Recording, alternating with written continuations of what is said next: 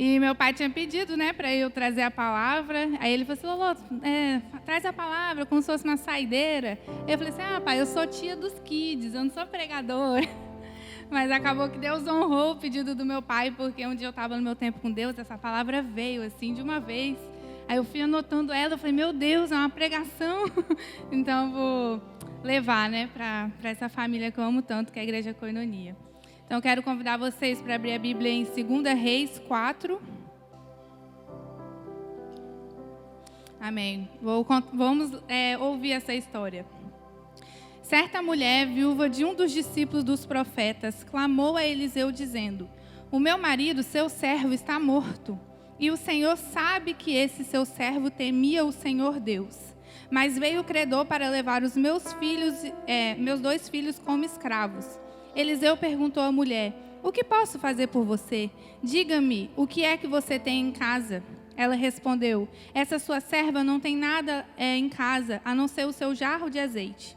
Então Eliseu disse, vá, peça emprestadas vasilhas a todos os seus vizinhos. Vasilhas, muitas vasilhas. Depois entre em casa, feche a porta atrás de você e dos seus filhos e derrama o azeite em todas aquelas vasilhas. Põe à parte aos que forem ficando cheias. A mulher foi embora dali e fechou a porta atrás de si e dos seus filhos. Estes lhe passavam as vasilhas e elas enchiam. Quando estavam cheias, ela disse a um dos seus filhos, traga-me mais uma vasilha. Mas ele respondeu, não há mais vasilha nenhuma. E o azeite parou. Então ela foi e contou ao homem de Deus. Ele disse, vá, venda o azeite e pague a sua dívida. E você será, pague a sua dívida e você e os seus filhos viverão com o que sobrar. Eu acho muito linda essa história, eu acho muito legal como a Bíblia é um livro assim inesgotável, né? Às vezes a gente vê uma passagem que é tão conhecida por nós, mas de repente Deus vem e traz algo, não vou dizer novo, senão parece que o que é velho não serve mais, mas não novo, mas algo diferente para a nossa vida. Em nome de Jesus, eu creio que isso que o Senhor trouxe aqui vai ser esse algo diferente para a nossa vida, para este ano de 2024, em nome de Jesus. Então, como a gente acabou de ler, aquela mulher, uma viúva, né? Com certeza, porque o marido dela havia falecido. E este marido não deixou herança para ela, não deixou uma reserva, uma poupança, um seguro de vidas. Não, deixou dívida. Deixou dívida para a mulher.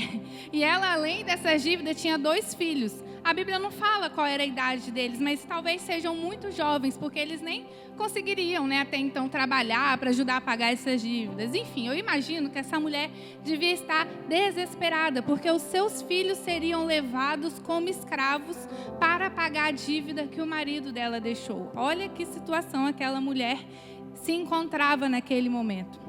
E de repente, eu e você podemos estar numa situação dessa também na nossa vida, que a gente não tem uma saída, não sabe o que fazer. E a Bíblia conta que aquela mulher foi até Eliseu, que era um dos profetas do Senhor, porque este marido dela, ele era um dos discípulos de Eliseu, né? Então ela aproveitou ali o network, foi lá no Eliseu e falou, Eliseu, é o seguinte, a Bíblia fala que ela clamou, falou assim, Eliseu, eu estou com essas dívidas, vão pegar os meus filhos como escravos, me ajuda. E essa é a primeira coisa que essa mulher tem para nos ensinar, que é pedir ajuda. A gente viu depois que o milagre aconteceu, o azeite foi multiplicado e ela conseguiu ter dinheiro suficiente para pagar suas dívidas e para viver com os filhos dela. Mas para isso ter acontecido, para o milagre ter acontecido, ela teve que ir pedir ajuda. E muitos de nós, muitos cristãos, não estão vendo o milagre que o Senhor está assim, querendo muito entregar para a sua igreja, porque eles não estão pedindo ajuda, estão sendo enganados pela autossuficiência. A autossuficiência é a crença de que você por si só é suficiente, não precisa de ninguém. E você não precisa nem ser cristão para entender que isso é uma balela. Porque a gente precisa das pessoas. Essa roupa que a gente está usando, alguém teve que costurar. Alguém teve que vender para a gente lá na loja. A comida que a gente come, alguém plantou. Alguém transportou. Alguém teve que fazer algo, né? Ontem a gente estava na loucura lá da mudança. Aí deu um imprevisto lá horrível. Aí eu fiquei assim, como que a gente é limitado? Como que a gente depende mesmo um dos outros? O cara atrasou o caminhão e atrapalhou nossos planos. A gente precisa um dos outros. Não é à toa que quando a gente se converte, nós somos inseridos numa família, no corpo de Deus. Se nós não precisássemos um dos outros, a gente não precisaria da igreja. Mas o interesse do Senhor é que haja a comunhão dos santos, que a gente esteja sempre em amizade, a verdadeira koinonia, que é a vida compartilhada. Mas, Lolo, como que eu faço para saber se eu sou autossuficiente, né? Autossuficiência tem pelo menos umas 3 faces. Eu vou falar essas 3 faces que de repente você pode identificar se você está sendo ou não. Não é para ficar triste ou mal, não. Tudo pode ser derramado aos pés da cruz. Jesus traz toda a resolução para a nossa vida em nome de Jesus. Mas uma das características da autossuficiência é a pessoa não gostar de demonstrar fraqueza.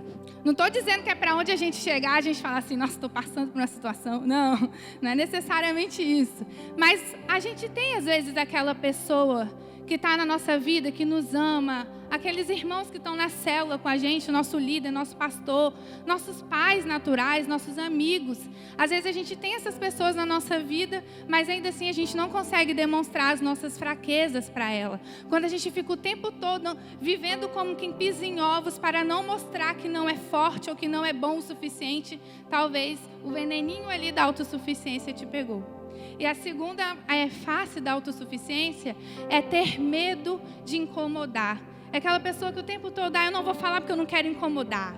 Eu não quero incomodar com meus problemas, deixa eu viver a minha vida. Gente, se aquela mulher não quisesse incomodar Eliseu, ela teria provavelmente morrido de fome e os filhos dela teriam sido levados como escravos. O testemunho dela não estaria aqui para a gente ler hoje. Então a autossuficiência impede da gente viver os milagres de Jesus. Então aquela mulher foi com essa humildade e reconheceu que ela precisava de ajuda e que ela não era suficiente sozinha, que ela precisava dos irmãos, ela precisava da graça que o Senhor tinha compartilhado com os irmãos para que alcançasse ela. E por fim, a terceira face da autossuficiência é quando você acha que ninguém é capaz o suficiente de te ajudar. Ah, não, ninguém é bom o suficiente para ajudar neste problema que eu tenho na minha vida. Eu não conheço ninguém que seja tão bom assim. Se esse é um pensamento que você tem em nome de Jesus, derrama isso para Jesus. Coloca isso aos pés da cruz. Porque Deus ele nos inseriu numa família, numa igreja, não de pessoas perfeitas, mas de pessoas que, por terem Jesus, elas podem sim te ajudar. De repente tem alguma coisa que está travada na sua vida porque você não está tendo a humildade de pedir ajuda como aquela mulher pediu. E se a gente não quer a autossuficiência, a gente rejeita isso em nome de Jesus, nós vamos ter um coração humilde. Então o que a gente ganha com esse coração humilde? Os milagres de Jesus. A gente tem um versículo muito lindo na Bíblia, Provérbios 15:33. O temor do Senhor ensina a sabedoria e a humildade antecede a honra. A gente viu esse versículo praticado na vida daquela mulher. Ela foi humilde, ela clamou, ela pediu ajuda, ela acreditou que aquele profeta era um homem de Deus que poderia abençoar ela. E então ela foi honrada, o azeite foi multiplicado. Então a humildade, ela precede a honra. Eu também quero ler com vocês Filipenses 2:3. Nada façam por ambição egoísta ou por vaidade, mas humildemente considere os outros superiores a vocês mesmos. Olha que legal, considere os outros superiores. Você não vê nem aqui, nem antes, Paulo falando se é o cristão, se é o pastor, não. É todo mundo. Todo mundo pode ser superior a nós. É legal que quando você senta numa mesa, você ao mesmo tempo é rico e pobre. Você é rico de algo que o outro não tem e você é pobre de algo que o outro tem. Então, quando nós estamos aqui como família, pode ter certeza que a pessoa que está aí do seu lado, ela é muito melhor que você em alguma área da sua vida. E ela pode sim te ajudar, ela pode sim te abençoar. E Deus opera dessa forma. Quando nós estamos sempre nesse ambiente de vulnerabilidade, de colocar o nosso coração diante do Senhor. Nem que essa pessoa apenas nos ouça. Se ela te ouvir orar com você, você já vai reparar que é diferente. Você já vai reparar que você vai estar assim, engajado. Vocês já saíram de uma conversa assim, com uma pessoa e parecia que você conseguia voar? Não, eu consigo voar. Essa pessoa me faz parecer que eu consigo cuspir fogo, que eu sou forte igual o Hulk, que eu consigo conquistar. Não, eu vou resolver esse problema. Tem essas pessoas que fazem com que a gente se sinta assim? Também é a evidência de um outro versículo da Bíblia, que diz que na multidão de conselhos há sabedoria. Quando a gente se coloca, veja bem, não é em uma pessoa, é na multidão, é no nosso próximo, na pessoa que está aqui, na pessoa que está lá, que está em outro lugar. Não importa, nessa multidão de conselheiros, você vai encontrar sabedoria. Sabedoria essa que vai te ajudar a ter as portas do céu abertas sobre a sua vida. Em nome de Jesus, eu quero declarar que este ano nós vamos conseguir pedir ajuda. Em nome de Jesus, nós vamos experimentar inúmeros milagres por causa disso. Às vezes a ajuda vem de onde a gente não imagina. Pode vir de um médico, de um psicólogo, de um pastor, de um amigo, mas ela vai vir se a gente tiver um coração humilde. Tem uma frase muito legal que eu li num livro assim, que o personagem falou o seguinte, eu anotei, ainda bem. Pedir ajuda não é o mesmo que desistir, é se recusar a desistir. Vamos supor que você queira aprender a tocar teclado. E você tenta tocar, você faz umas aulas, aí você desiste. O que você vai fazer se você desistir? Você vai deixar o teclado para lá e vai seguir sua vida. Mas quando você está lá tentando tocar teclado e você não consegue, você está agarrado em alguma coisa, aí o que você faz já que você não quer desistir? Você vai e liga para o Ícaro Guedes.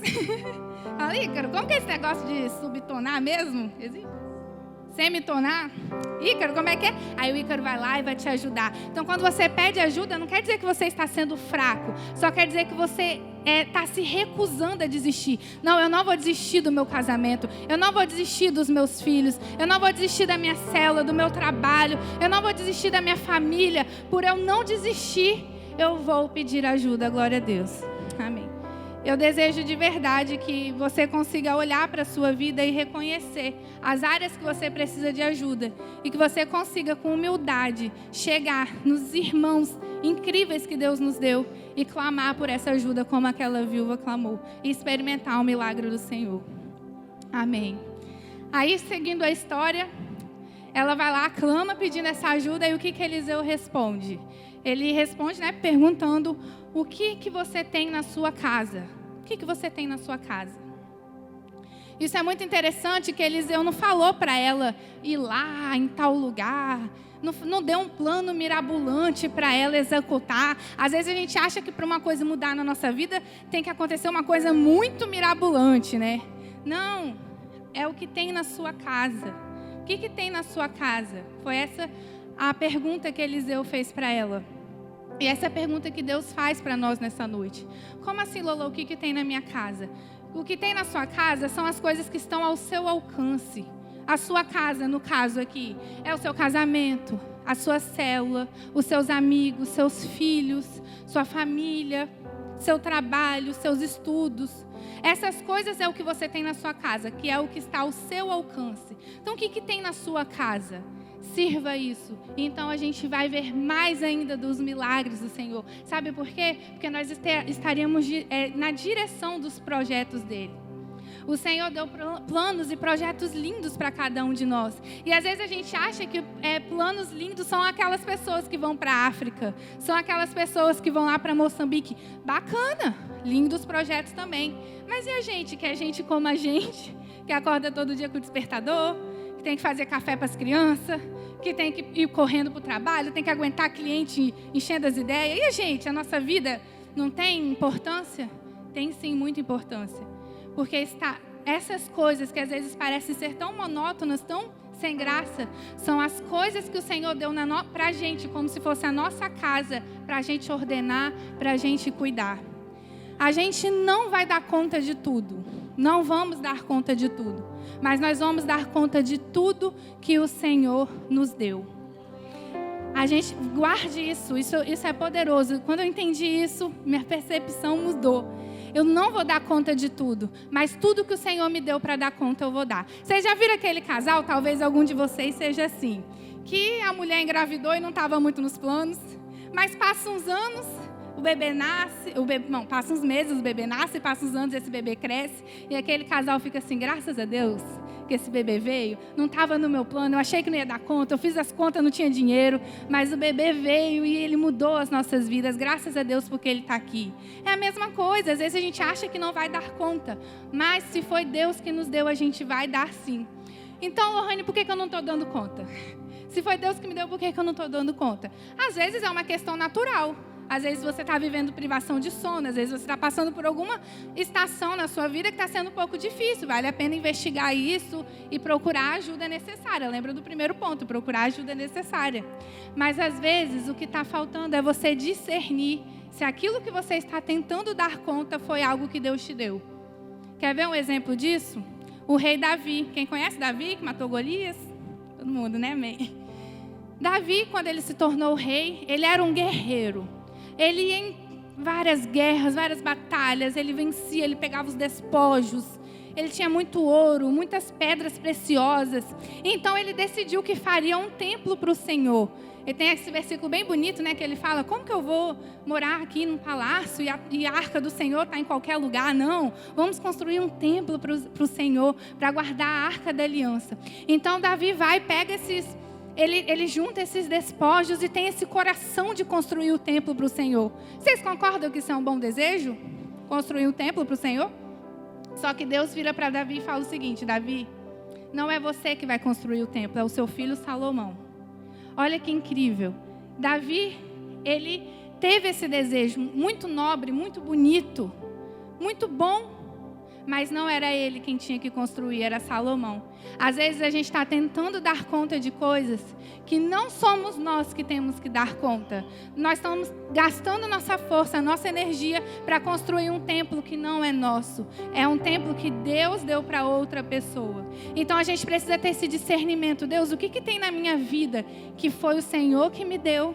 Quais são os templos que eu tenho que construir? Mas quais são os templos de Salomão? Me mostra quais são os templos de Salomão. Porque por mais que eles sejam bons, nobres, bonitos, legais, por mais que isso seja bom, não foi o que o Senhor me deu. Então eu não quero pegar o que é de Salomão. Eu quero dar conta do que o Senhor me deu. Então isso que está na sua casa, seu casamento, seus filhos, isso que está ao seu alcance, esse é o nosso propósito. É nisso que a gente pode servir e assim que a gente serve isso, Deus é glorificado, porque é o que Deus nos deu para fazer. Então a gente tem que sempre se empenhar em amor, movido por amor, não por peso, não por dever apenas assim, com peso na consciência, com culpa, não. A gente até cantou, não há culpa aqui que prevaleça diante do Senhor, não, mas em amor, cuidar dessas coisas, porque todos nós temos uma vida aqui que importa e que vale a pena e que pode abençoar muitas outras pessoas. Pensa na sua história, quais foram as pessoas que fizeram você estar onde você está hoje. Acredito que tenham muitas pessoas que te abençoaram. E nós podemos ser essa pessoa para outras também. É muito bom ter os nossos confidentes. Se você tem, glória a Deus, zele por eles. Mas o outro lado da moeda também é bom. Nós sermos essas pessoas para os outros. Essa casa segura, que a pessoa olha para a gente e pensa, puxa, que legal, eu tenho você na minha vida. Você está zelando por aquilo que Deus te deu. Imagina seus filhos crescer, seu marido passar uns anos e falar, caramba, o que você fez, o seu sacrifício ali, não sacrifício de cruz, assim, o sacrifício de, às vezes, acordar cedo e fazer um café, sabe essas coisas? O que você fez, o tanto que você cuidou, me fez ter uma vida melhor. Olha que bonito isso. Então, assim, que a gente venha ser essas pessoas que tudo que está ao nosso alcance, tudo que está à nossa casa, a gente zele com sabedoria, movidos por amor, em gratidão ao Senhor. E como aquela mulher tinha aquele azeite naquela casa. Amém? Quem aqui está conseguindo identificar as casas que tem? Amém? Importante a gente identificar. E se de repente tem um templo ali que é de Salomão, tira da sua vida, entrega para Salomão e deixa Deus te usar no que é seu para você construir. Glória a Deus. Se a gente seguir a história, ela responde, né? Quando o Eliseu fala assim, me mostre o que você tem na sua casa. Ela fala, eu tenho um jarro de azeite. Um jarro de azeite. Na palavra de Deus, sempre que aparecer um jarro de azeite, está significando ali o poder operante do Espírito Santo. Não é a pessoa do Espírito Santo, mas o poder operante dele. E a Bíblia também mostra que nós, como cristãos, filhos de Deus, que amamos o Senhor, fomos alcançados por Ele, temos essa responsabilidade de fazer a manutenção desse azeite. Os sacerdotes, eles precisavam todos os dias ir no santuário e renovar ali o azeite. Depois a gente vê isso com Jesus também. De tudo que Jesus poderia reforçar, ele fala do tal do azeite, para a gente ver como que é importante.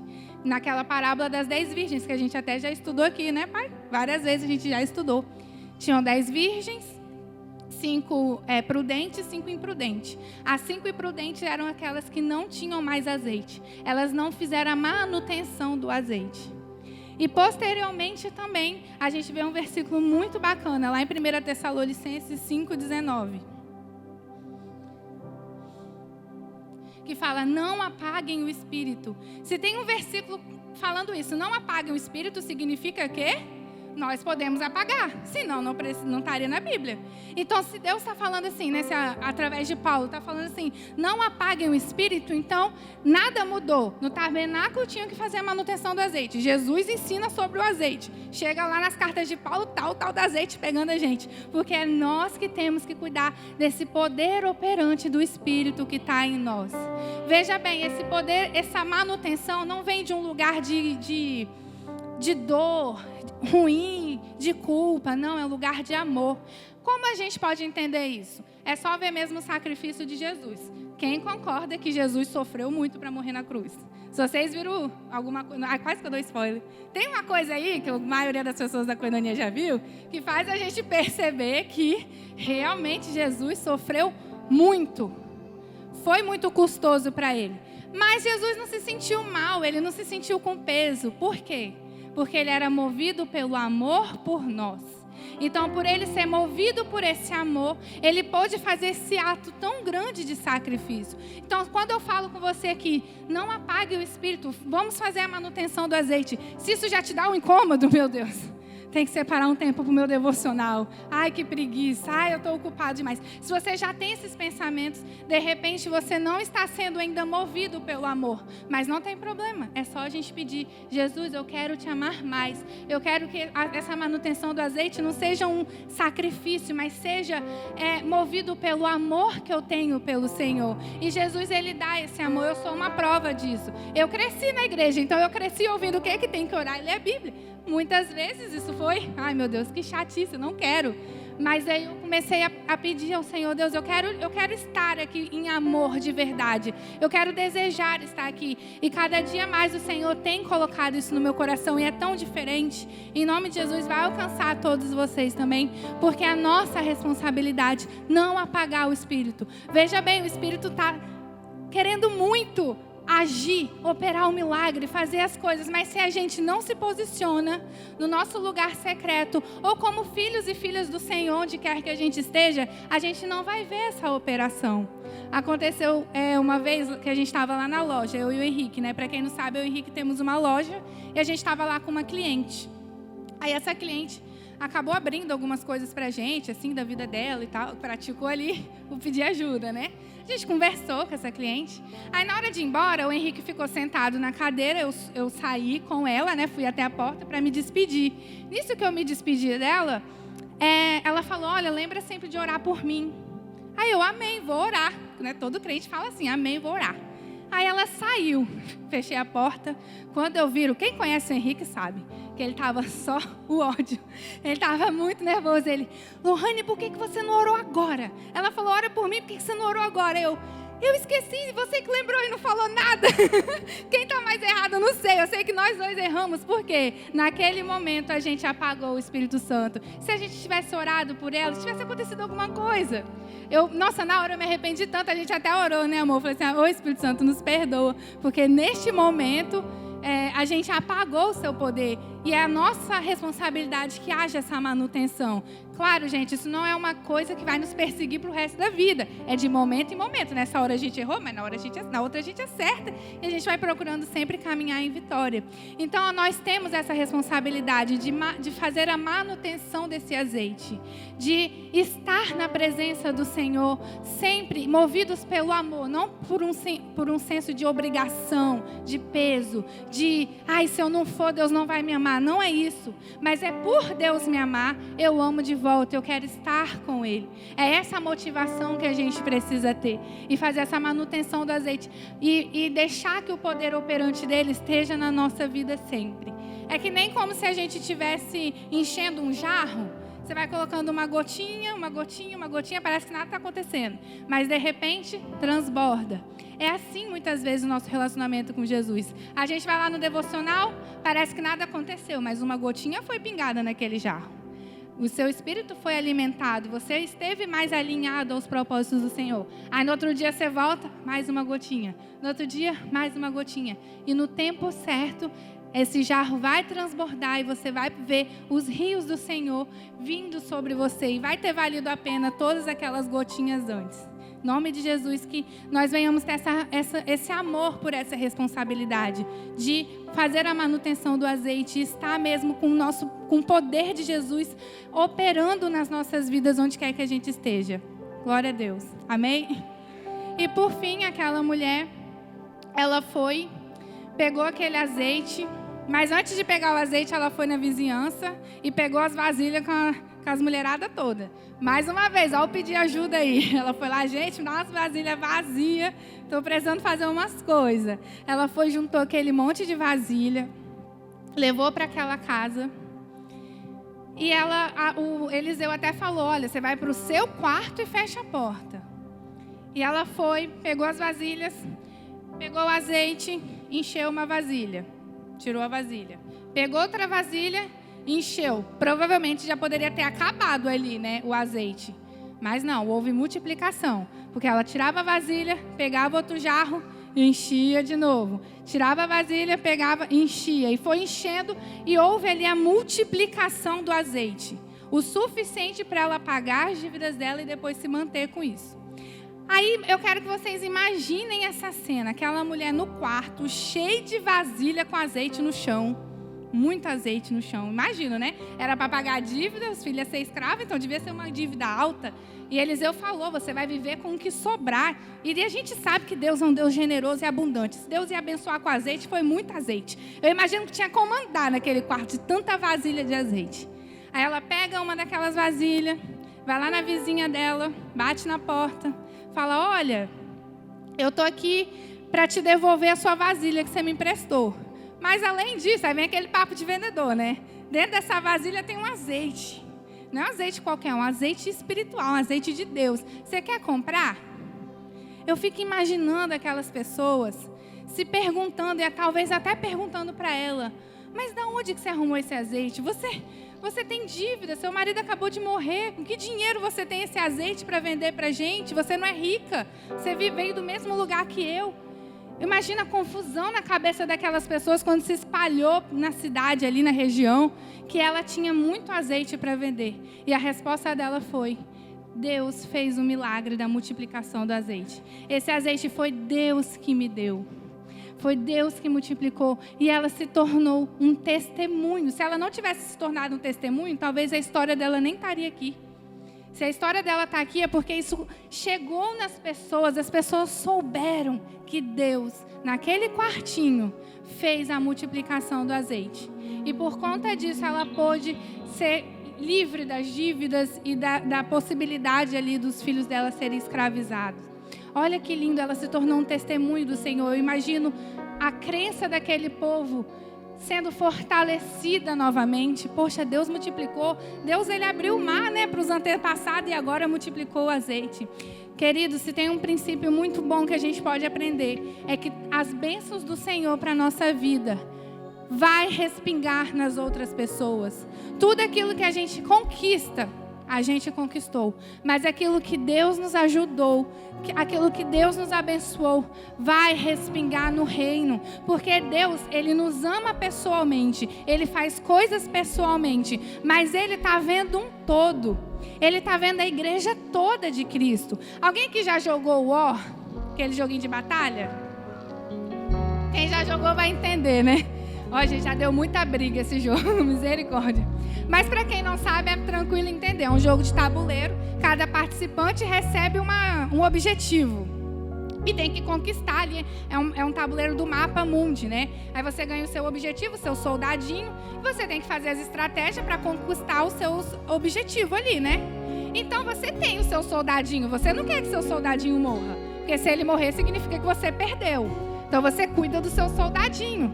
Mas de repente você pega um soldadinho e bota ele lá no outro país. Você pega outro soldadinho e reforça a fronteira. Você pega outro soldadinho e joga para lá. Você até às vezes sacrifica um soldadinho para fazer outra coisa. Eu fico imaginando que é como se Deus estivesse assim, né? A gente no tabuleiro de War. Nós somos o soldadinho, todo mundo é importante. E Ele vai nos abençoar abundantemente porque Ele é bom. E Ele é um Deus pessoal. Mas enquanto Ele faz isso, Ele está pensando no objetivo maior, naquilo que é o todo da igreja de Cristo. Tanto nós como pessoas, tanto a igreja local Koinonia, mas também a igreja de Cristo total. Então tudo que Deus te der vai ser para testemunhar o Senhor. Eu lembro de uma coisa que eu ouvi logo depois do meu casamento, eu e o Henrique. A nosso casamento, eu não sei se é porque a gente que é noiva, acaba que a gente fica mais bobo. Mas eu amei a cerimônia, assim, acho que foi o casamento mais lindo que eu já fui, eu amei o nosso casamento. E eu lembro que eu ouvi uma pessoa falando assim, Lolo, você não faz ideia do quanto esse casamento edificou a vida das pessoas. A minha filha ter visto você hoje, você não sabe como isso impactou ela. Veja bem, era uma bênção minha, né? Minha e do Henrique. Era o nosso dia, a gente estava casando. Mas ainda assim, por nós termos nos posicionado no Senhor, um dia que era para ser nosso, foi um dia que abençoou outras pessoas também. E a gente ouviu vários relatos de pessoas falando que foram abençoados. Eu não consigo ouvir aquela música mais e não lembrar do seu casamento, porque foi um momento tão bom. E é isso que Deus faz. Eu estou usando só esse exemplo, mas é só um exemplo. Quando Deus trouxer a bênção dele para a sua vida, vai ser para trazer o testemunho para outras. Da mesma forma que aquela mulher falou, foi Deus que me ajudou a multiplicar esse azeite, foi Ele que fez por mim. Nós vamos falar, foi Deus que fez. E eu sou testemunha disso. Eu vou levar isso onde eu estiver. É Deus que opera através de nós. E assim, a gente, em relação a essa mudança, nós estamos vivendo isso, né? Como que realmente está nesse lugar de dependência do Senhor, como o Ícaro cantou. Nós cantamos, o Ícaro foi usado pelo Senhor e puxou a música. Como estar nesse lugar de dependência faz com que a gente testemunhe. E a gente até tem um testemunho para contar. Nós precisávamos tomar uma decisão na nossa empresa e nada dava certo. E a gente continuou orando, continuou acreditando. Quem conversava com a gente e perguntava da empresa, e a gente falava assim, não, a gente não sabe ainda. Dava para ver a pessoa chocada, não dava, Henrique? Todo mundo ficava assim, com o olho arregalado. Mas a gente sempre assim, por mais que a preocupação nos tenta, a gente ficou confiando, não, se Deus nos mandou, Deus vai fazer. E a gente continuou orando, eu continuei orando, falei, Deus, dá a direção. Nos 45 do segundo tempo, que às vezes Deus faz isso, né? Nos 45 do segundo tempo, vem a solução melhor do que a gente imaginava. Melhor do que a gente imaginava. Caramba, que lindo. Como que a gente pode testemunhar que o agir do Senhor, Ele não só nos abençoa, Ele abençoa a igreja, Ele edifica o corpo do Senhor. E nós podemos ser essa testemunha do Senhor. Quero convidar vocês para ficar em pé. E eu sempre falo isso, né? Até agora eu estou falando, falei 40 minutos, mais ou menos. Então vocês estão me ouvindo. O Espírito Santo acredito que está falando no seu coração. Aí agora é a hora que eu gosto de falar. Responda ao Espírito Santo essa palavra. Responda. É na área que você precisa pedir ajuda? É isso que você precisa? Coloque o seu coração diante de Jesus. O que você precisa, na verdade, é ordenar a sua casa. É cuidar daquilo que é seu, que está no seu alcance. É abrir mão dos templos de Salomão e cuidar daquilo que Deus te deu. Coloque isso aos pés da cruz nesse momento também. Se o que você tem feito é apagar o Espírito e você não quer, peça a Deus esse amor para que a gente consiga ter essa responsabilidade de fazer a manutenção do Espírito e que Ele venha operar através de nós. E se de repente você já está sendo abençoado, mas você não está testemunhando, peça perdão ao Senhor também. Se coloca na brecha, assim, Deus, eu quero ser uma testemunha do Senhor. Dê uma resposta ao Senhor nessa noite. Coloque o seu coração diante dele, em nome de Jesus.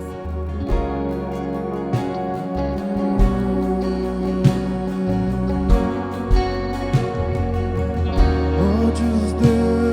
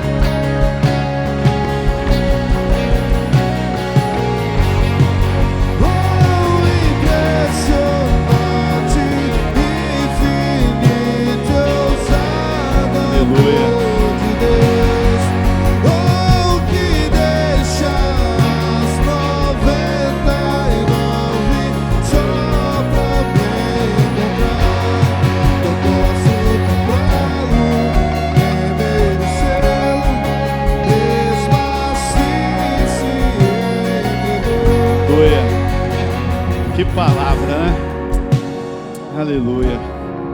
Precisamos depender sempre uns dos outros. No culto da virada nós falamos que Deus vai fazer santas conexões, né? A bênção passa por pessoas. E da virada até agora, irmãos, já recebi tanto testemunho. Deus usou tantas pessoas. Tantos problemas meus foram resolvidos em 5, 6 dias, porque Deus usou alguém. Então não tenha medo de pedir ajuda, não tenha medo de depender das pessoas, não tenha medo de ter amigos.